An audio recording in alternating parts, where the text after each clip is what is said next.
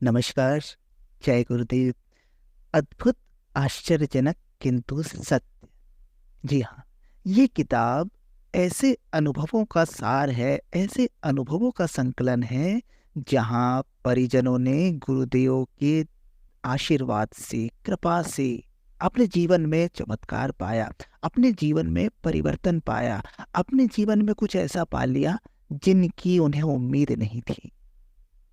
हालांकि गुरुदेव जब तक भौतिक शरीर में रहे तब तक अपने हर शिष्य, हर परिजन को ये कहते थे कि बेटा, मैंने तेरा काम तो कर दिया, पर ये किसी को बताना मत। अगर तुम सबको ये बताते रहोगे तो सब मुझे एक सिद्ध संत समझ लेंगे, चमत्कारी बाबा समझ लेंगे, और फिर मेरा काम करना मुश्किल होगा, यहां से वहां तक लाइन लग जाएगी।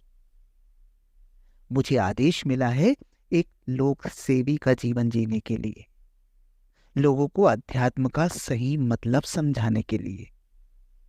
अतः मेरी चमत्कारों को तुम कम से कम मेरे जीते जी, कम से कम मेरे भौतिक शरीर में रहते हुए मत बताना।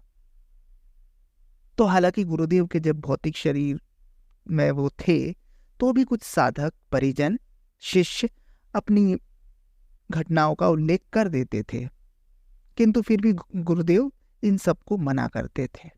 गुरुदेव का भौतिक शरीर छूट जाने के बाद एक किताब प्रकाशित हुई, अद्भुत, आश्चर्यजनक किंतु सत्य।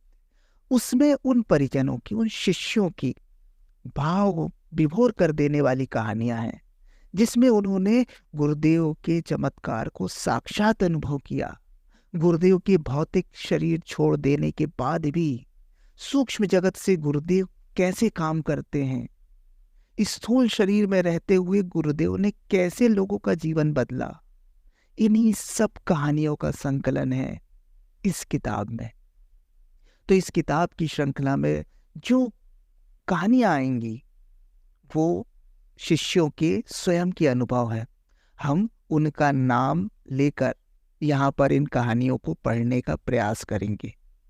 इन कहानियों को आपको बताने का उद्देश्य किसी प्रकार के अंधविश्वास या अंधश्रद्धा को बढ़ावा देना नहीं है, बल्कि ये कहानियां आपको बताएंगी कि अगर अपने गुरु में, अपने आराध्य में, अपने इष्ट में एक निष्ठ हैं हम, समर्पित हैं हम, श्रद्धावान हैं हम, तो निश्चित रूप से हमारे जीवन में भी चमत्कार हो सकते हैं। गुरु कृपा से क्या क्या संभव है, कैसे थे हमारे गुरु, कैसे हैं हमारे गुरु, इस सब का सार है ये किताब। तो इस किताब की एक एक कहानियां एक एक वीडियो के माध्यम से आपके सामने हम प्रस्तुत कर रहे हैं। आप भी इनका आनंद लें और अपने जीवन में अपने आराध्य, अपने इष्ट के प्रति समर्पण भाव लाएं। समर्पण से चमत्कार घटित हो सकते हैं। तो शुरू करते हैं। बिचलेश्वरी प्रसाद जी कहते हैं कि मैं बचपन से ही बहुत तार्किक स्वभाव का था। ज्यादा पूजा पाठ या साधु बाबा आदि के आडंबरों से बहुत दूर रहता था। मुझे समाज निर्माण से जुड़े नैतिक और सामाजिक कार्यों में रुचि थी। मुझे आर्य समाज से जुड़ी हुई कुछ चीजें पसंद थी, विशेषकर गायत्री मंत्र। 1976 की बात है। उन्हीं दिनों मैं पहली बार इस मिशन से परिचित हुआ। मेरे बड़े भाई के समान श्री मंगल प्रसाद लोहिया जी एक दिन मेरे पास आए और बोले कि आपको सोनी माता जी के यहाँ गायत्री यज्ञ में चलना है।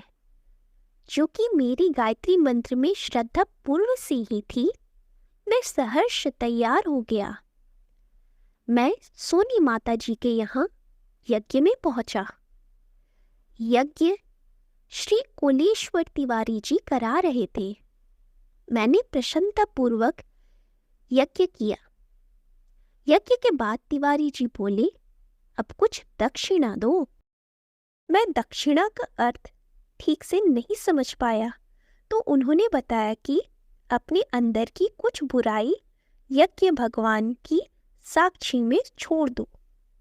मैंने पान, नॉनवेज तथा आलस्य आदि छोड़ दिया और प्रतिदिन गायत्री मंत्र की उपासना करने लगा। लगभग 15 दिन के अंदर ही मुझे हरिद्वार जाने की प्रेरणा हुई। संयोग से मंगल जी शांति कुंज जा रहे थे, मैं भी उनके साथ हो लिया।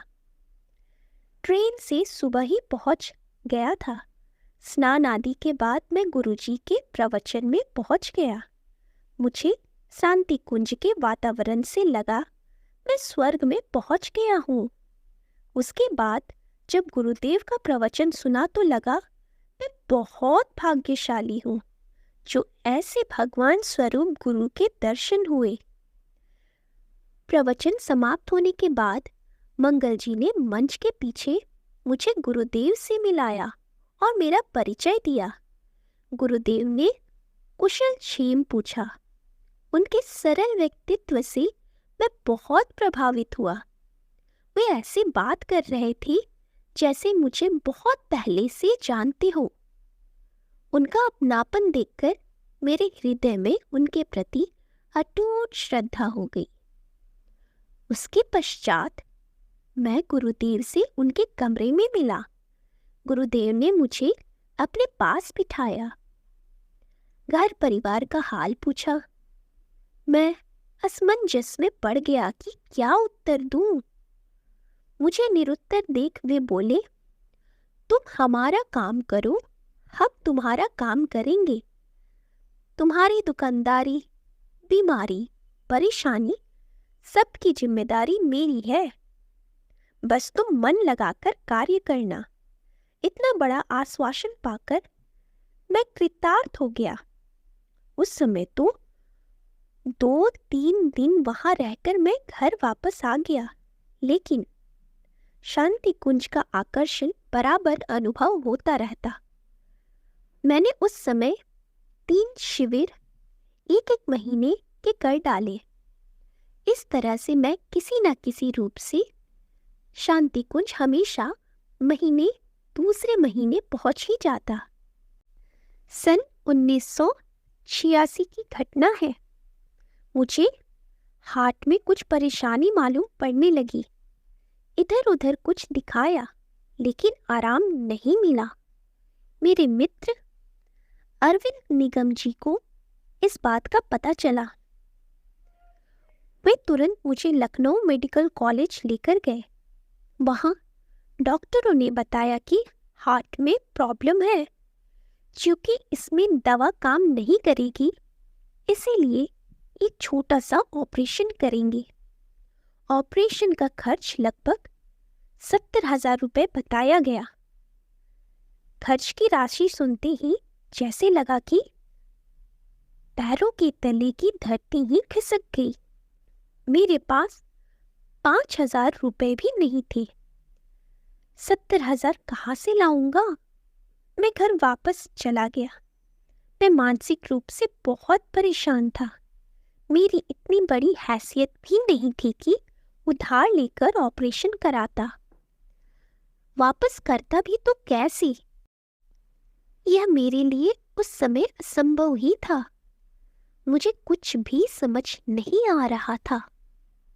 अचानक मुझे गुरुदेव के वे शब्द याद आए कि बेटा, तुम हमारा काम करो, हम तुम्हारा काम करेंगे। तुरंत मैंने हरिद्वार जाने की व्यवस्था बनाई। शांति कुंज पहुंचकर डॉक्टर प्रणव पंड्या जी भाई साहब को अपनी रिपोर्ट दिखाई। दवा आदि का पर्चा भी दिखाया। डॉक्टर साहब भी बोले, स्थिति तो ऑपरेशन की ही बन रही है। फिर मैं गुरुदेव के पास गया, उनसे सारी बातें बताई, रिपोर्ट और सारे पर्चे भी दिखाए। गुरुदेव बोले, तुम्हें कुछ नहीं होगा, तुम्हें कोई बीमारी नहीं है। जाओ, मन लगाकर काम करो, खूब साइकिल चलाना, तुम्हें कुछ नहीं होगा। कहते हैं गुरु का वाक्य ब्रह्म वाक्य होता है। गुरुदेव का वह वाक्य सचमुच मेरे लिए ब्रह्म वाक्य बन गया। मैं आज तक पूरी तरह स्वस्थ हूँ। मुझे किसी प्रकार की कोई परेशानी नहीं है। गुरुदेव की कृपा से मेरा जीवन संकट बड़ी आसानी से टल गया। मैं उस परम सत्ता का बहुत ऋणी हूँ जिन्होंने मुझे अकिंचन पर अहेतुक कृपा की। मैं आज भी तन मन से गुरु कार्य में संलग्न हूँ। जय गुरुदेव।